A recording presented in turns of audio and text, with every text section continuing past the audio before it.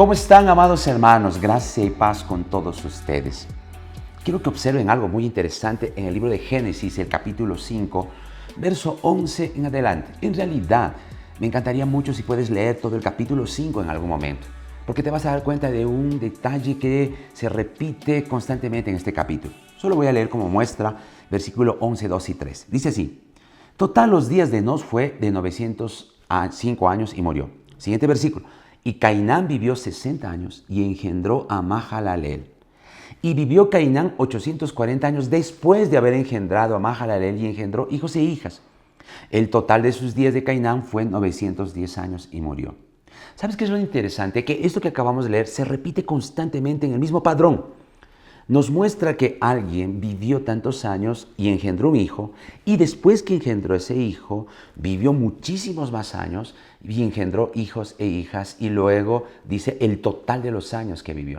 Hay algo tan interesante que hemos observado en el capítulo 4 y 5 de Génesis. Capítulo 4 habla de la descendencia de Caín y nos muestra las grandes cosas que hicieron los hombres que descendieron de Caín, de su descendencia. Se muestran las grandes cosas que hicieron, grandes artífices, arquitectos, ganaderos, pero no se dice cuál fue el tiempo de vida que ellos tuvieron. Sin embargo, el capítulo 5 nos muestra algo interesante.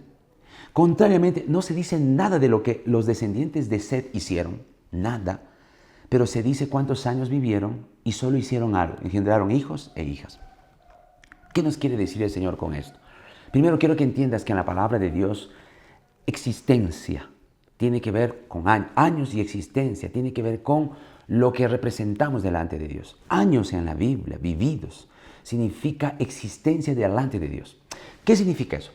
Que si en el capítulo 4 se nombran las cosas que hicieron, pero no los años que vivieron, y en el capítulo 5 se nombran los años que vivieron y que engendraron hijos e hijas, y no se dice nada más, es como si la palabra de Dios quisiera hacer un énfasis para decirnos que las personas que solo hacen cosas en esta vida, grandes cosas, crean grandes empresas, grandes emprendimientos, logran grandes áreas en su vida de profesionalización, si solo hacen eso, delante del Señor no existen, no existieron, porque no cumplieron un propósito de vida en esta tierra.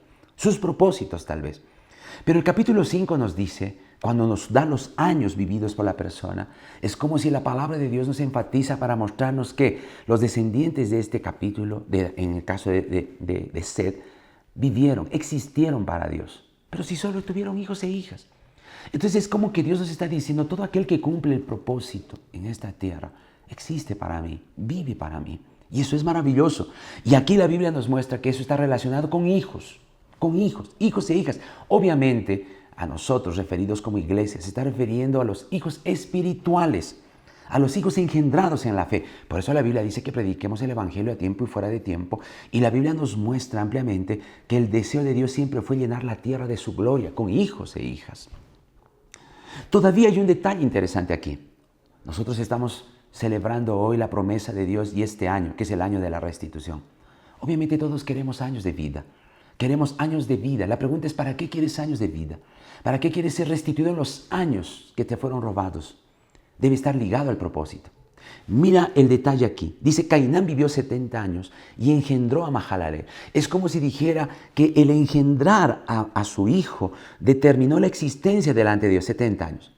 Pero luego los años fueron multiplicados. ¿A cuántos? Fueron multiplicados a 840 años. Fueron multiplicados. ¿Por qué? Porque estaba ligado al propósito, engendrar hijos e hijas. ¿Sabes? El Señor va a restituir los años que te fueron robados. El Señor va a darte más años de vida, fortaleza y salud. Pero nunca olvides que esa restitución está ligada al cumplimiento de un propósito en tu vida.